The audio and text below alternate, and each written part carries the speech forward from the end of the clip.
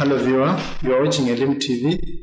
I invite you to Form 1 Chemistry Lesson 3, Introduction to Chemistry, and we want to focus our discussion on measuring apparatus. I'm going to be your teacher, Benjamin K. Makanda. Now, before we begin our lesson, we want to look at the specifics of the lesson.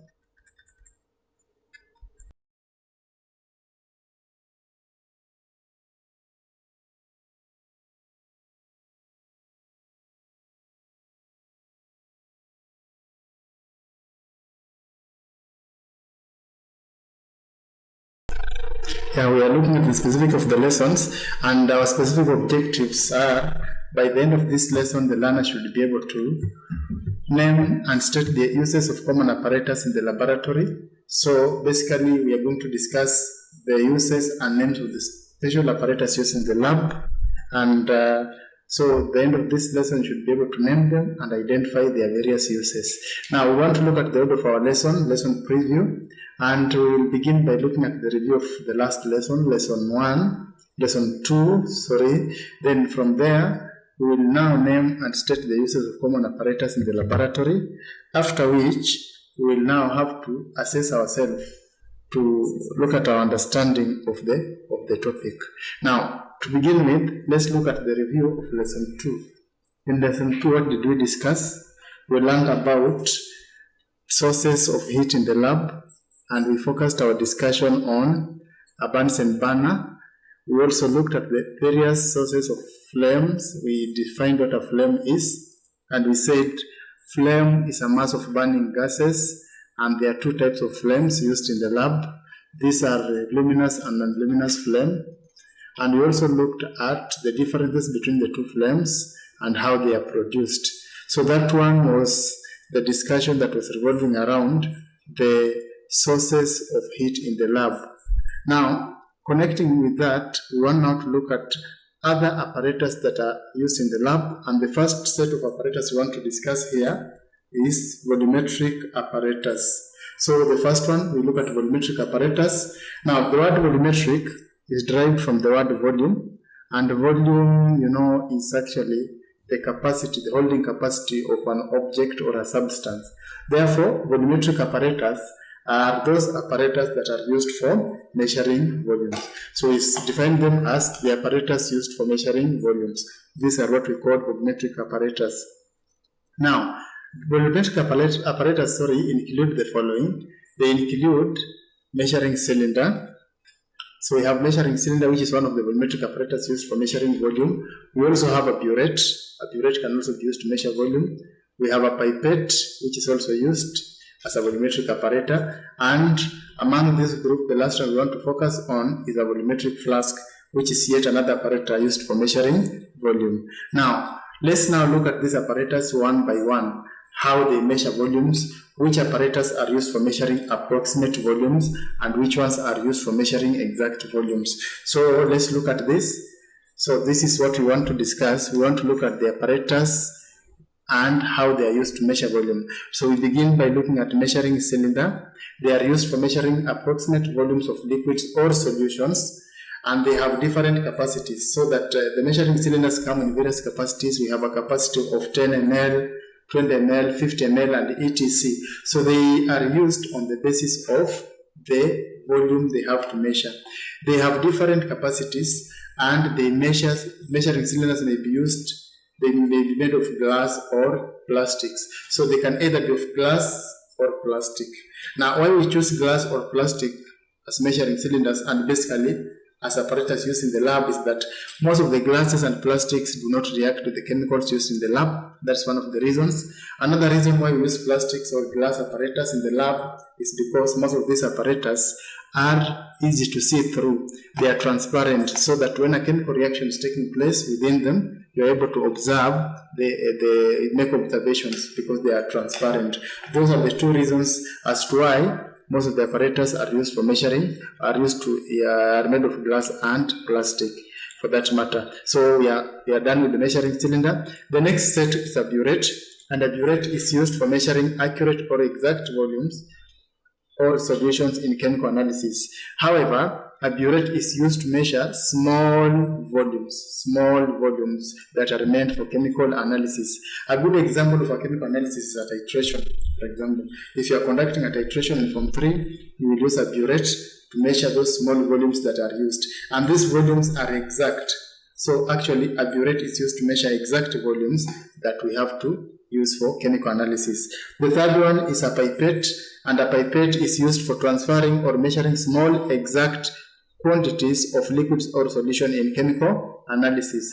Just like in a burette, these solutions are also used in chemical analysis, and the similarity between a burette and a pipette is that one, they measure exact quantities of liquids or solutions, and two, they only measure small quantities. So they measure small quantities that are exact. So that's one similarity about the two. Now moving on, so this one gives us a summary of this apparatus. Now moving on, we look at more volumetric apparatus, and we have a volumetric flask. Now what's a volumetric flask? Now, a volumetric flask is used to prepare accurate volumes of liquids or solution. They are in various capacities. So just like the measuring cylinders, volumetric flasks also come in various capacities. We have 250 ml, we have 500 ml, we have 1000 ml, we also have 2000 ml, depending on what the volume you are taking. Now, one thing about these measuring cylinders, as you can see, they are used to measure exact or accurate volumes.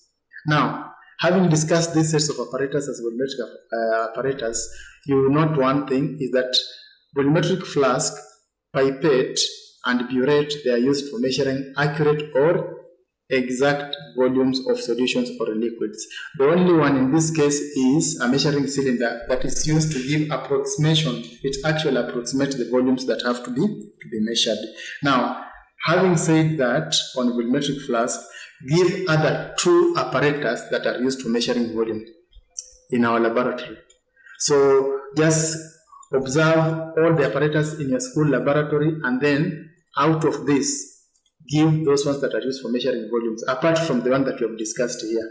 So any other two. So I've left that space for you so that you feel, for me, two other apparatus that are used for measuring volumes in the lab. Now the next set of apparatus we want to discuss are apparatus for measuring mass.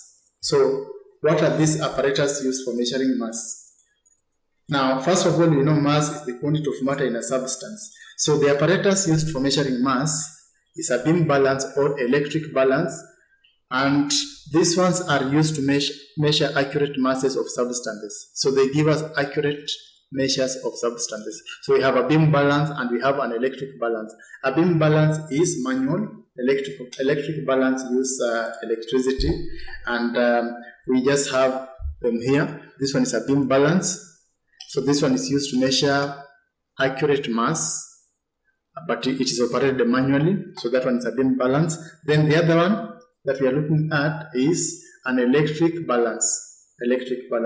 Maybe in your lab you have this kind of apparatus. If they are there, then these ones are used for measuring masses of substances. The difference between a beam balance and an electric balance is that whereas an electric balance can give you accurate masses of substance, a beam balance tends to give you approximated masses of the substance that you are measuring. The other difference between a beam balance and an electric balance is that an electric balance is automated, while a beam balance is manual operated. So those are the two differences. Maybe the third difference between the two is that a beam balance measures small quantities mass, while an electric balance can actually measure a big size of a substance. Now, we move on, and we now want to look at apparatus for measuring temperature. What is temperature in your own understanding? What is temperature? And what apparatus is used for measuring temperature? For example, if you develop a fever and you go to hospital, what happens to you? What's that apparatus that a doctor uses in order to identify maybe your body temperature? Because fever is due to maybe high temperatures or low temperatures of the body. So then definitely the apparatus used is this one here, a thermometer, and a thermometer is used to measure temperature. So that's the apparatus that we use to measure temperature. However, various thermometers are designed for various ways or various uses. For example, a clinical thermometer is the one that is used in hospital for measuring temperature. We have a 6S thermometer, maximum and minimum 6S thermometer, which is used to determine or measure the temperature of a given place, and other forms of thermometers. So this is an example of a thermometer that is used to measure temperature. And we're saying temperature is the degree of hotness or coldness of a place. So we use a thermometer to measure temperature.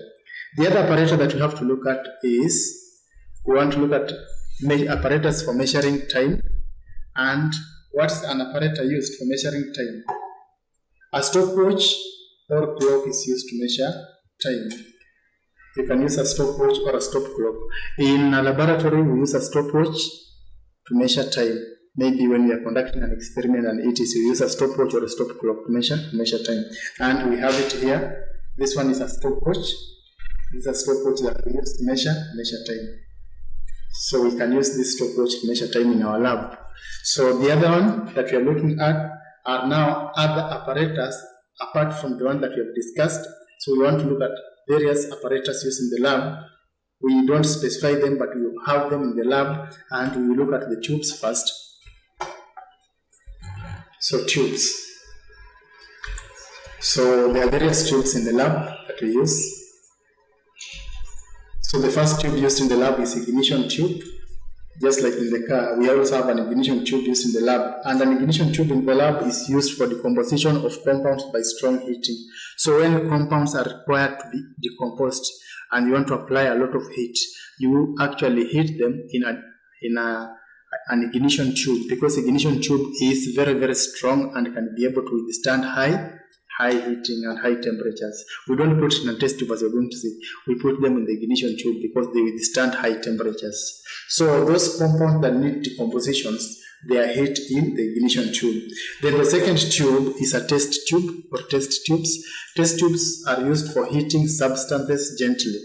Just a gently heating, maybe like warming and etc. You use a test tube. The reason why we cannot use a test tube to heat strongly or for chemical decomposition of substances through thermal decomposition is because test tubes cannot withstand high temperatures. They are bound to break. We therefore use use test tubes for heating substances gently other than heating them strongly. Then the last set of tubes that we have to discuss are boiling tubes, and boiling tubes are used for boiling small amounts of liquids or solutions. So from the word boiling, the word suggests that these are tubes that are used for boiling substances or liquids in the lab. So this is a summary of the tubes that we use in the lab. So from there, the next set are beakers. We have beakers.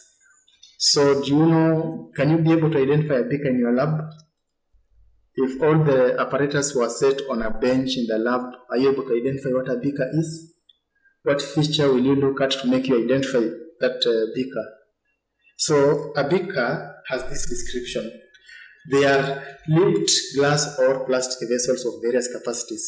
Lipped glass, they have something like, looks like a lip, something like a mouth, something that actually when you are pouring liquid or a solution out of the beaker, so the liquid does not pour out. If they are lipped like. So these are lipped glass or plastic vessels of various capacities, just like the other ones. And because they have various capacities, they are used to measure approximate volumes, as you are going to see. The other thing we have to talk about beakers is that the glass beakers have many uses, such as boiling liquids. We can use glass beakers to boil liquids or solutions and holding the liquid or solution. So those are the functions of the glass beakers. We can use them for boiling solutions and also holding liquids.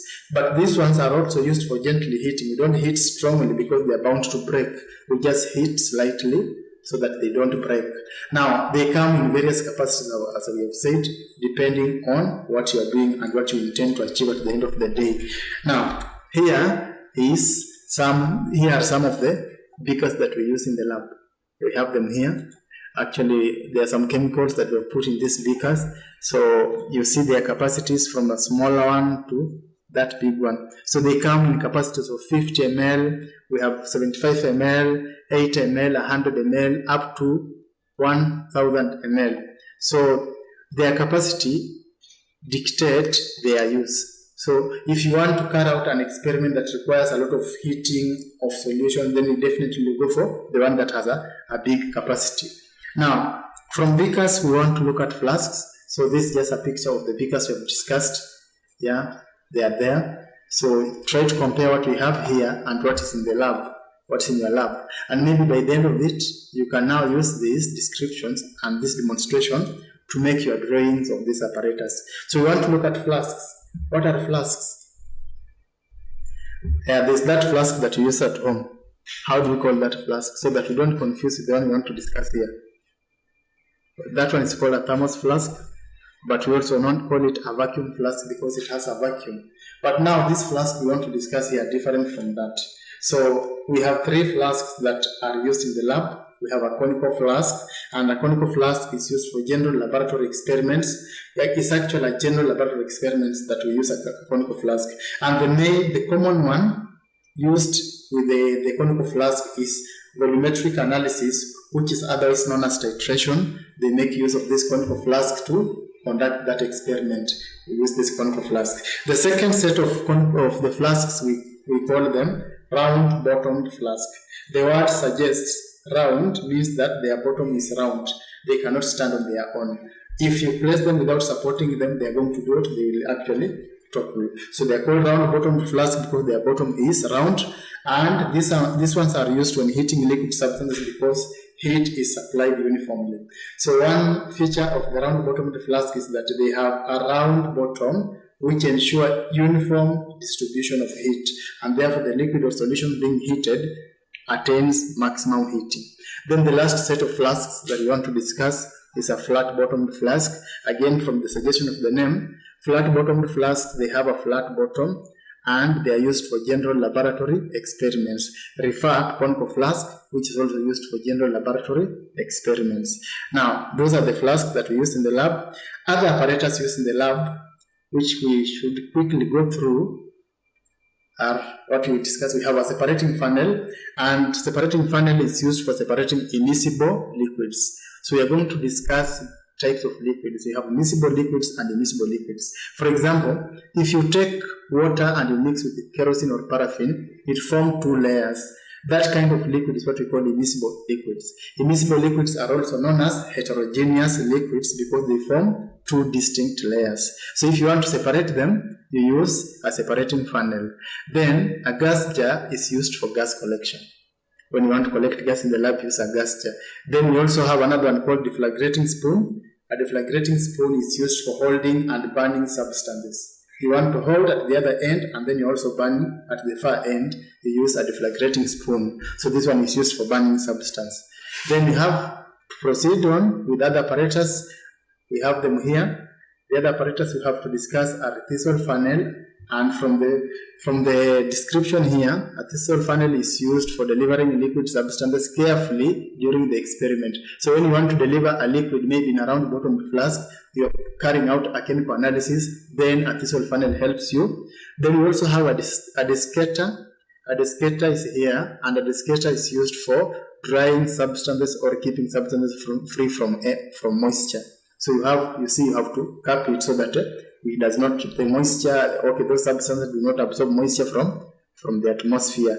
Then we have teat pipette, which we also call it a dropper, and they are used for delivering liquids, substances dropwise. Maybe if you want to add an indicator or a substance called indicator in a reaction, you then use a dropper to add them drop by drop. Maybe it's 2 to 3 drops and etc. This is the apparatus that is used for that purpose. So we still have looking at other apparatus, and then the other one here we have the funnel. I know you're conversant with the funnel. When you go to buy, maybe you go to a vendor and you're buying maybe kerosene, paraffin, or you're going for another thing, you want to use it to deliver liquids carefully into vessels without pouring out, then you use a funnel. Therefore, a funnel is used for delivering liquids carefully into vessels. So carefully into vessels without pouring, use a funnel. So we also have wash bottle in the lab, and wash is to wash. Therefore, wash bottles are used to hold water for rinsing vessels rinsing of vessels in the experiment. So you have to use the wash bottles which are filled with water to rinse the bottles.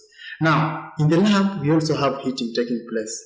And when you are heating using the apparatus, you don't hold them using your bare hands. You use what? You use a test tube holder. Now, test tube holder, test tube, then this device is used for holding a test tube. So a test tube holder is used for holding hot test tubes during heating. When you are heating, you use a test tube holder. Now, moving on, we go to the next set of apparatus that we have to look at. So we have here, then we are going to have a pipe clay triangle. A pipe clay triangle is used for supporting crucibles during heating. So that when you want to heat a crucible, you use a pipe clay triangle. We call it a pipe clay triangle because it's triangular in the shape, and then it's also lined with clay to ensure that clay actually absorbs heat and distributes heat so that heating is attained, maximum heating is attained. Then we also have evaporating dish. Evaporating dish is used when evaporating liquids. When you want to evaporate liquids, maybe if they have absorbed excess water and you want to evaporate, or you want to separate miscible liquids and you want to evaporate them maybe to obtain your solute, you get what? You use evaporating dish, as you're going to discuss later on when we will be discussing methods of separating mixtures. Then the other one looks like a spoon and we call it a spatula. This one is a laboratory spoon. Spatula is used for scooping solid substances from containers within the lab. You use a spoon at home to scoop githeri.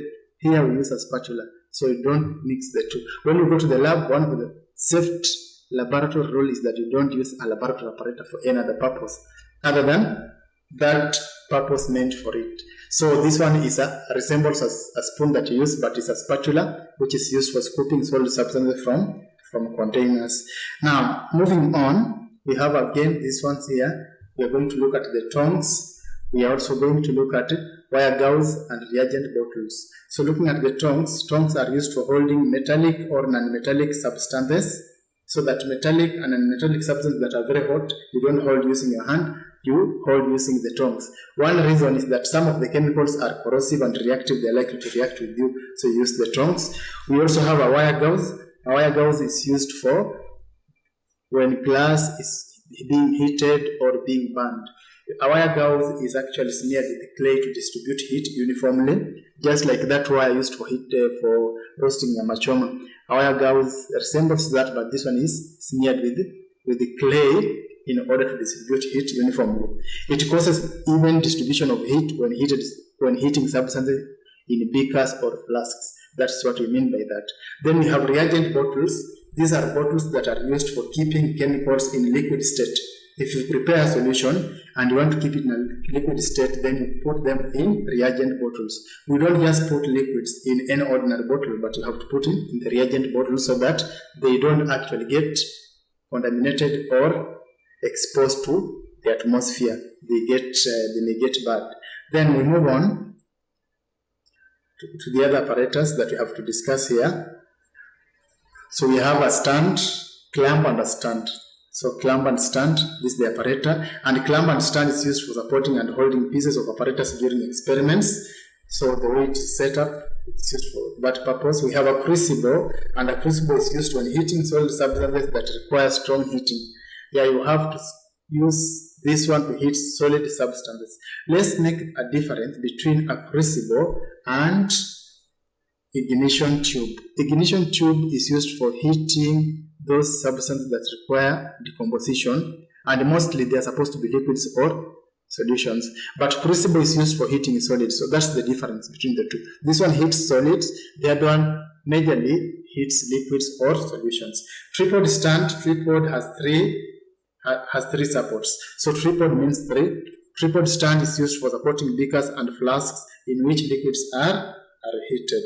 Now, the other set here that we have to look at is a pestle and mortar. Here we have a pestle and mortar here. And a pestle and mortar from the diagram here is used for crushing substances, while the mortar holds the substances being crushed.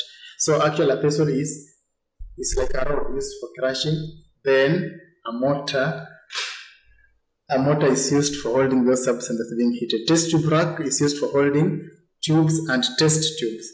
They come up in two forms. We have plastics and then we have wooden, like the one we have here. So those are some of the apparatus that we have in the lab. So I want you to name any other apparatus that is in the lab, in your lab, that you have not discussed here, so that we're able to discuss in our next lesson. So up to there, let's now have this one as part of our assignment that we shall conduct during our studies. So you will attempt this question: why do most of the apparatus in the chemistry laboratories made of glass? 2. Name 2 apparatus used for accurate measurement of volume. So these are the 2 questions that we will attempt, so that when we meet next time, we shall review them before we move on to our lesson number 4. Up to there, I hope you have enjoyed the lesson. I've been your teacher, Benjamin Makanda. Until next lesson, stay tuned to LM TV. Thank you very much.